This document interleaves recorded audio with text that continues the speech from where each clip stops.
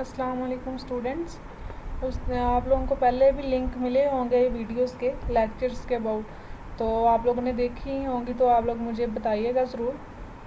चलें जी, ये लेक्चर आप लोगों की आसानी के लिए बनाया गया है। देखते हैं ये आगे इंट्रो थोड़ा सा, ये फर्स्ट लेक्चर के अंदर हम पढ़ेंगे कंप्यूटर के अबाउट और उससे रिलेटेड कुछ टर्म्स को डिस्कस करेंगे। चलें जी, सबसे पहले हम डिस्कस करते हैं कि कंप्यूटर क्या चीज़ है। एक इलेक्ट्रॉनिक डिवाइस है। इलेक्ट्रॉनिक डिवाइस मीन कि वो इलेक्ट्रिसिटी के थ्रू चल रही है, ठीक है। अब अगर आप सिस्टम की एग्जांपल लें, लैपटॉप की एग्जांपल लें, तो वहाँ पे इलेक्ट्रिसिटी इन्वॉल्व हो रही है।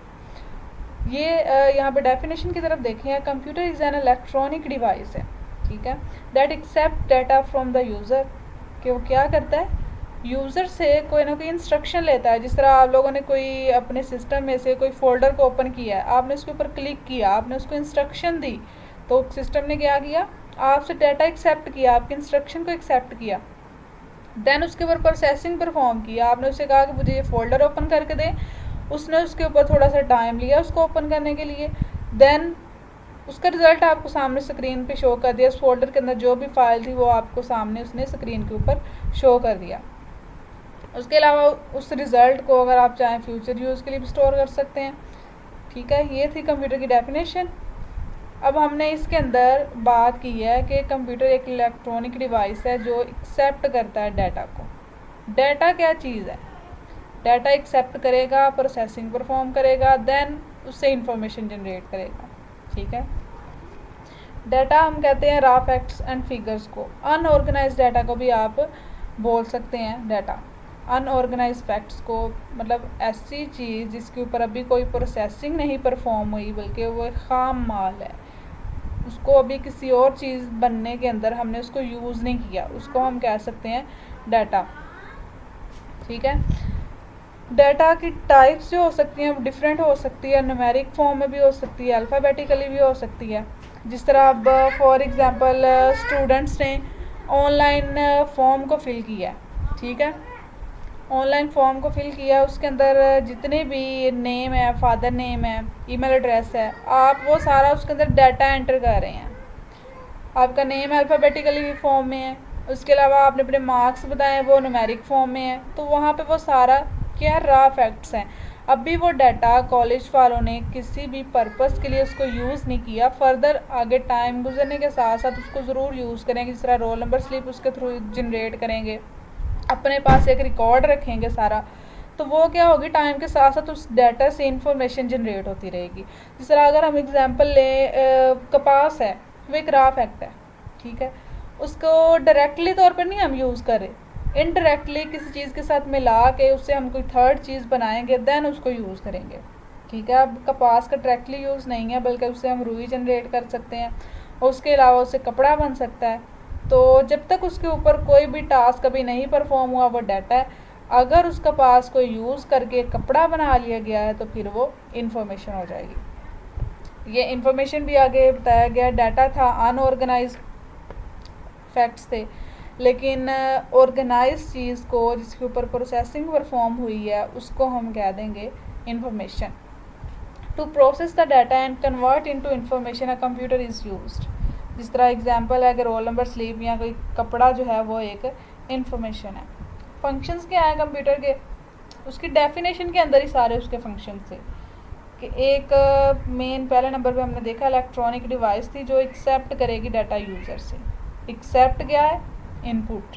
उसने क्या किया, यूज़र से इनपुट ली, यूज़र ने उसे बताया कि आपने ये काम परफॉर्म करना है। इनपुट क्या है, it receives data instructions from the input device. Input device के थ्रू वहाँ पे क्या होगा, डाटा जाएगा। उसके बाद कंप्यूटर ने एक्सेप्ट कर लिया डाटा, देन उसके ऊपर कैलकुलेशन परफॉर्म की।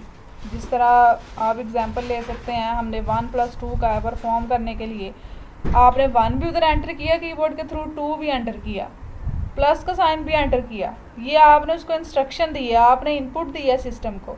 उसके बाद वहाँ पे सीपीयू इसको प्रोसेस करेगा, इसको सोचेगा। जिस तरह सीपीयू एक सिस्टम का ब्रेन है, तो उसने ये कैलकुलेशन परफॉर्म करनी है, तो वो जो कैलकुलेशन परफॉर्म कर रहा है उस टाइम पीरियड को, उस एक्टिविटी को हम प्रोसेसिंग कहेंगे।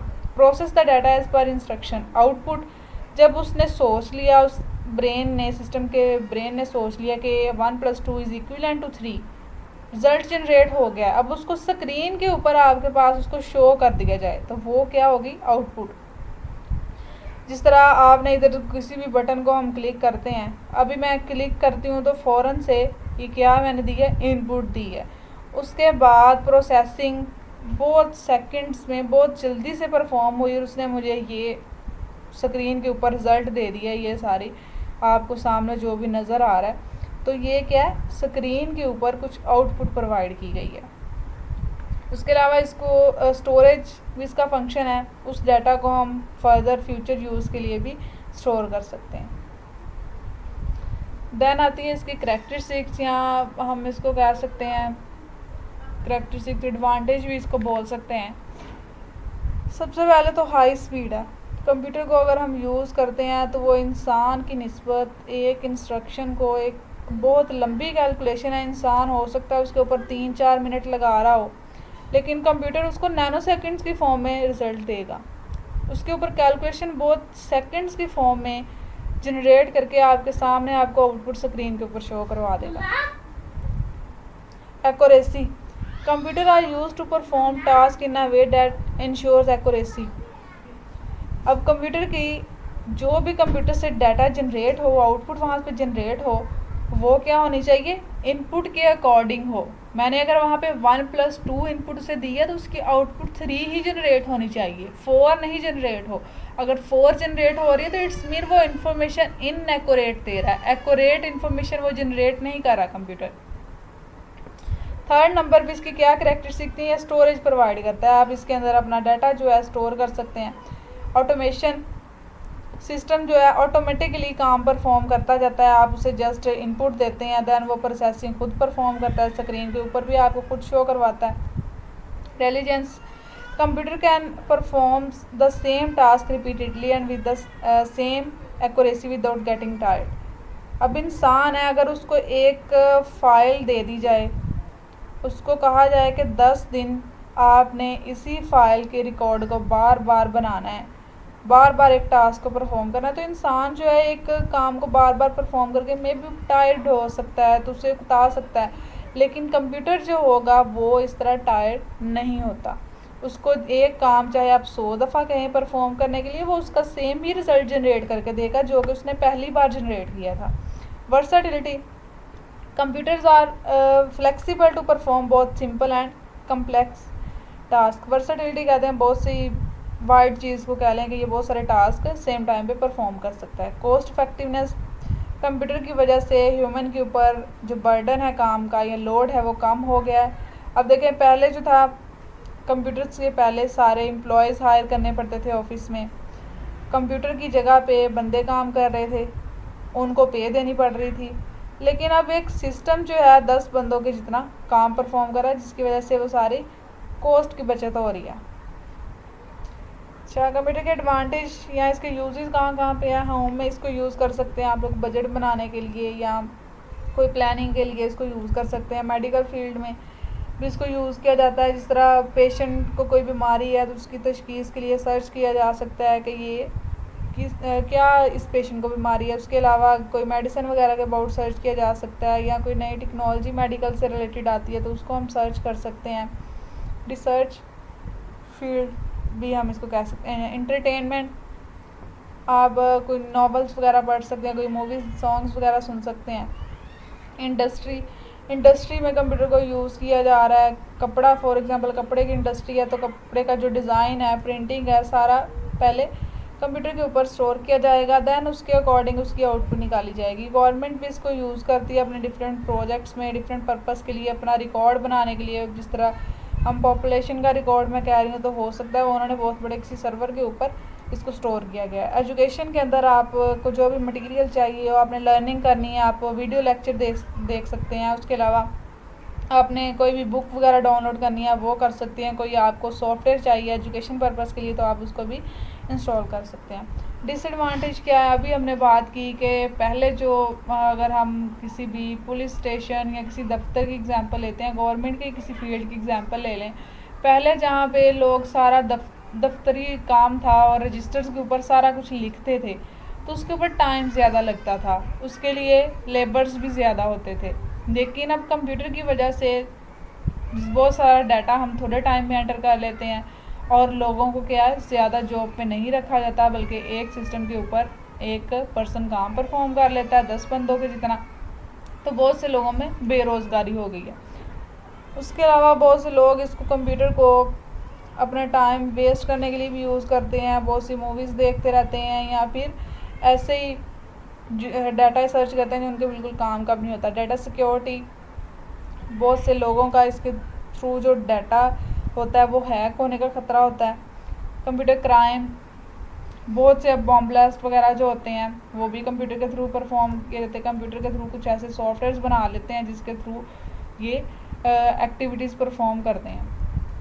प्राइवेसी वियोलेशन, किसी की पर्सनल इन्फॉर्मेशन को वियोलेट किया जा सकता है। जिस तरह हम कोई ना कोई पिक्चर्स वगैरह अगर फेसबुक पे अपलोड कर रहे हैं, तो मे बी वहाँ से कोई हैकिंग कर सकता है, हमारी पर्सनल इन्फॉर्मेशन को हैक कर सकता है। हेल्थ रिस्क, कंटिन्यूसली हम यूज़ कर रहे हैं तो ये हमारे आइज़ के लिए भी नहीं ठीक। इसकी स्क्रीन जो है उसमें से रेज निकलती है जो कि ह्यूमन के लिए ठीक नहीं है, उसके ऊपर नेगेटिव इम्पैक्ट पड़ता है।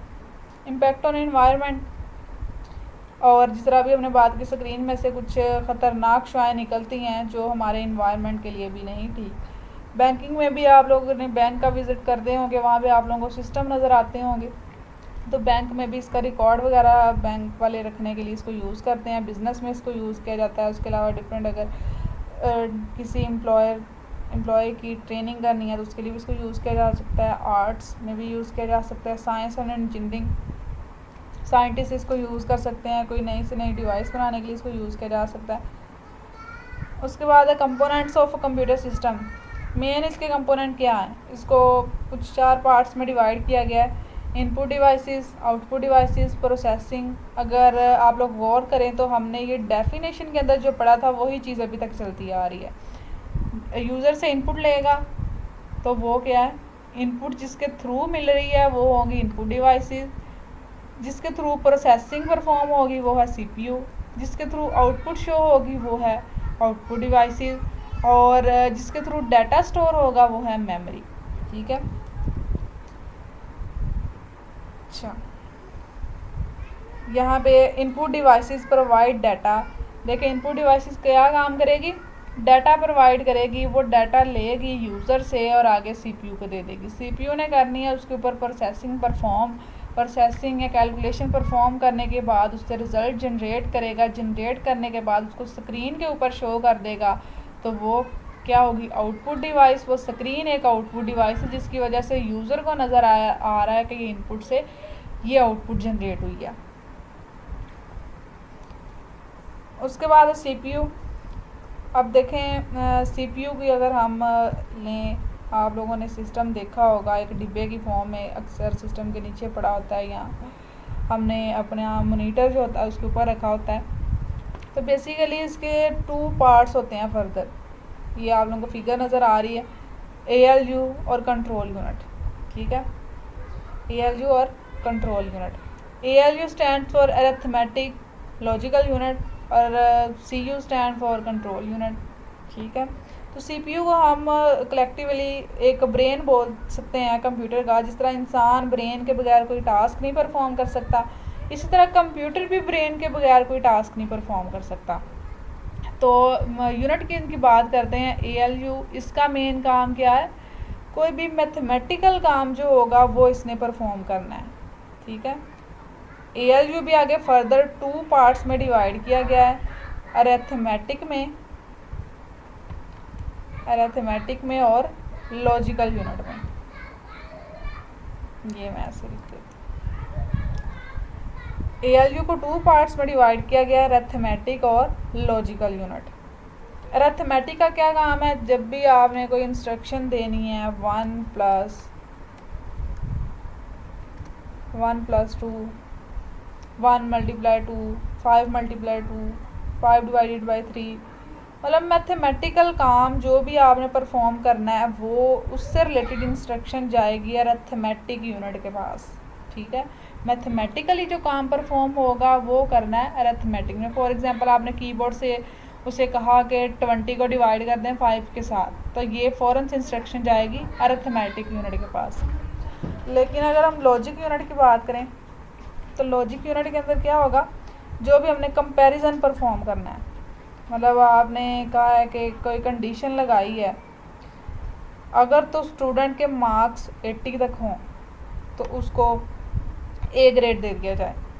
तो यहाँ पे क्या हो रहा है, कंपैरिजन परफॉर्म हो रहा है। पहले स्टूडेंट्स के मार्क्स आप बताएंगे, स्टूडेंट के मार्क्स हैं 820 उसके मार्क्स हैं, तो लॉजिक यूनिट ने देखना है कि मार्क्स जो हो वो 80 से अबव हैं या उससे कम है।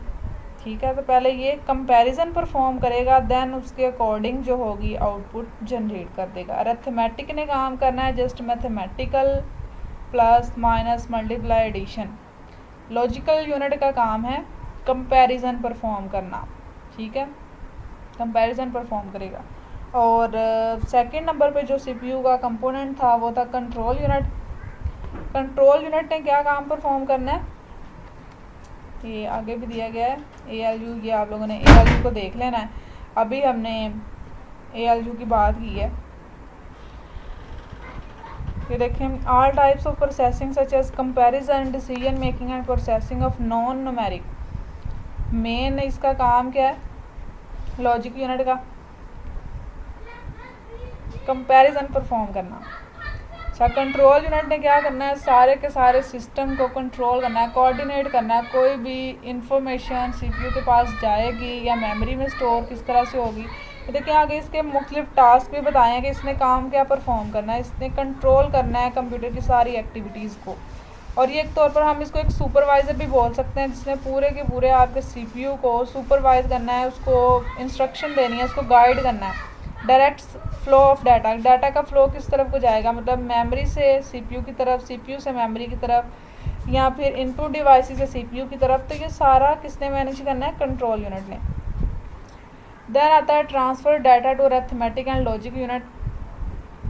उसके अलावा इनपुट डिवाइसेस से अगर डाटा जा रहा है, जिस तरह अभी हमने बात की 1+2 परफॉर्म करना है, तो 1+2 परफॉर्म करने के लिए आपने कीबोर्ड से 1+2 एंटर किया, तो वो इंस्ट्रक्शन जाएगी कंट्रोल यूनिट के पास। कंट्रोल यूनिट ने आगे दे देनी है अरिथमेटिक को। ठीक है, इसी तरह अगर उससे डाटा जनरेट हो जाता है ALU से, तो वहाँ से जो डाटा यहाँ 3 जनरेट हुआ था 1+2 इज इक्विवेलेंट टू 3, तो वो जो 3 को मेमोरी के अंदर स्टोर करना है, तो वो 3 को मेमोरी तक लेके जाना भी काम कंट्रोल यूनिट का है। ठीक है, और इसका क्या काम है, fetch result from memory to output devices. उसके अलावा मेमोरी के अंदर कोई चीज़ स्टोर है, उसको आउटपुट डिवाइसेस के पास लेके जाना भी कंट्रोल यूनिट का काम है। जैसे ये किस तरह से होगा कि मेमोरी से आउटपुट डिवाइसेस में कैसे जा रहा है। ये अगर मैं देखूं, यहाँ पे देखें मेरे पास कुछ फाइल्स पड़ी हुई हैं, तो ये मेरी मेमोरी के अंदर, सिस्टम की मेमोरी के अंदर स्टोर हैं, लेकिन इनमें से अभी फ़ोल्डर मैंने ओपन नहीं किया, मतलब ये स्क्रीन के ऊपर शो नहीं हुई, आउटपुट डिवाइसेस के ऊपर शो नहीं हो रही। अगर मैं जैसे ही इसको ओपन किया तो सामने ये फ़ोल्डर्स आपके आ गए हैं जो मेमोरी में स्टोर थे। तो ये क्या है, मेमोरी से डाटा स्क्रीन की तरफ को आया है, तो ये कौन लेके आया, कंट्रोल यूनिट लेके आया। ठीक है,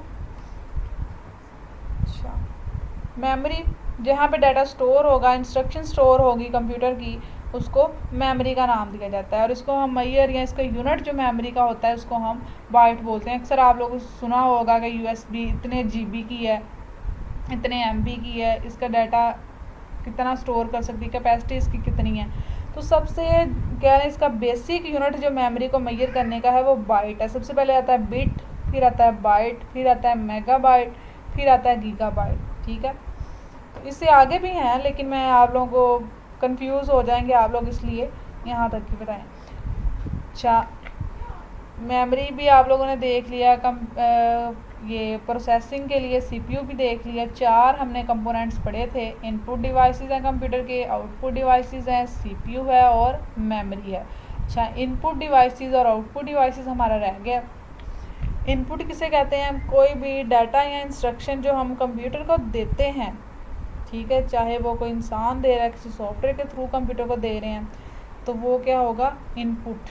कंप्यूटर को कोई भी चीज़ देना वो होगा इनपुट, और कंप्यूटर से कोई भी चीज़ लेना उसको हम कहेंगे आउटपुट। जिस तरह मैंने यहाँ पे कोई टेक्स्ट एंटर किया है, यहाँ जिस तरह यहाँ पे कह रही हूँ मैंने 1 2 3 कुछ भी मैंने एंटर किया, तो ये मैंने कंप्यूटर को दी है कोई चीज़, लेकिन मैंने एंटर किया, उसने मुझे फ़ौरन से उसको स्क्रीन के ऊपर शो कर दिया। तो उसने मुझे क्या, मुझसे इनपुट ली, प्रोसेसिंग परफॉर्म की, दैन मुझे स्क्रीन के ऊपर भी उसने शो किया। तो वो क्या है, जो उसने मुझे दिया वो है आउटपुट। जिस तरह हमने कहा था 1 + 2 हम परफॉर्म कर रहे हैं यहाँ पे, ये मैंने उसे इनपुट दे दी, उसने कैलकुलेशन परफॉर्म करके मुझे 3 रिजल्ट स्क्रीन के ऊपर शो करवा दिया। तो वो जो 3 उसने जनरेट मुझे करके दिया है वो आउटपुट है, जो मैंने उसे 1 और 2 दिया है वो इनपुट है। ठीक है, अच्छा, इनपुट और आउटपुट का आप लोगों को पता चल गया है। और इनपुट डिवाइसेस क्या चीज़ है, ऐसी हार्डवेयर कंपोनेंट्स जिनके थ्रू हम डाटा एंटर करेंगे सिस्टम के अंदर, जिसके थ्रू हम सिस्टम को इनपुट देंगे, वो कंपोनेंट्स, वो हार्डवेयर को हम इनपुट डिवाइसेस बोलेंगे। जिस तरह कीबोर्ड से हमने 1 और 2 एंटर किया तो वो क्या, एक इनपुट डिवाइस है। जिस तरह कीबोर्ड, माउस, स्कैनर, ये एक इनपुट डिवाइसेस की एग्जांपल्स हैं। Output devices, the data process into useful information is called output. 1 और 2 था डाटा रॉ फैक्ट्स, उसके ऊपर प्रोसेसिंग परफॉर्म हुई, देन उससे जनरेट की गई इंफॉर्मेशन। तो वो जो इंफॉर्मेशन जनरेट करके कंप्यूटर ने आपको दी है तो वो थी आपके पास आउटपुट। और आउटपुट को शो करने के लिए, यूज़र को दिखाने के लिए जिन हार्डवेयर्स को, जिन कंपोनेंट्स को यूज़ किया जाता है उसको हम बोलते हैं आउटपुट डिवाइसेस। और याद रहे, हार्डवेयर हम कहते हैं टेंजिबल कंपोनेंट्स को, जिनको हम टच कर सकते हो, जिन डिवाइसेस को हम टच कर सकते हो उनको बोला जाता है हार्डवेयर। सॉफ्टवेयर को मैं टेंजिबल नहीं कह सकती, उसको आप टच नहीं कर सकते। अब अगर हम एग्जांपल लेते हैं, आपके मोबाइल के अंदर व्हाट्सएप सॉफ्टवेयर है, आप उस व्हाट्सएप के सॉफ्टवेयर को तो नहीं ना टच कर रहे, आप बेसिकली तो स्क्रीन को टच कर रहे हैं, हार्डवेयर को टच कर रहे हैं। तो जिन जिन चीज़ों को आप टच कर सकते हैं वो हार्डवेयर है, जिनको आप टच नहीं कर सकते हैं उसको आप सॉफ्टवेयर बोल सकते हैं। ठीक है, तो इनपुट डिवाइसेस और आउटपुट डिवाइसेस भी दोनों हार्डवेयर फॉर्म में होंगी, मतलब आप उनको टच कर सकते हैं। अब स्क्रीन है, आपके सिस्टम की स्क्रीन है, मॉनिटर है, आप उसको टच कर सकते हैं, हैंड लगा सकते हैं, तो इट्स मीन वो एक हार्डवेयर है। ठीक है, अब ये देखें एग्जांपल है मॉनिटर, प्रिंटर, स्पीकर। प्रिंटर कैसे आउटपुट डिवाइस है। अब पिछली अगर हम स्लाइड की तरफ चलें, यहाँ पे स्कैनर दिया गया इनपुट। स्कैनर आप लोगों को पता होगा कि आपने कोई बुक से कॉपी करवानी है, कोई चीज़ प्रिंट आउट निकालना है, आप उसे वो डॉक्यूमेंट देंगे कि आप इसकी हमें प्रिंटिंग निकाल के दे दें। स्कैनर ने क्या करना है, वो पहला पेज उसने लिया, उसके ऊपर जितना भी डाटा लिखा हुआ था उसको स्कैन कर लिया, स्कैन करके अपने अंदर स्टोर कर लिया। ठीक है, अभी जस्ट उसने इनपुट एक्सेप्ट की है, स्कैनर ने जस्ट वहाँ से इनपुट ली है, उसे कुछ नहीं दिया।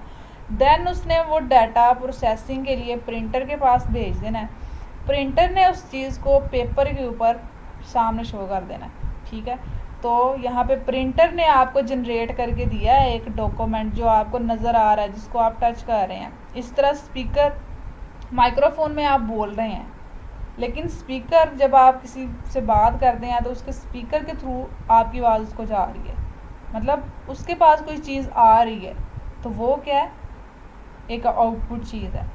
अगर आप बोल रहे हैं तो किसी के लिए ये इनपुट होगी, किसी के लिए मे बी आउटपुट होगी।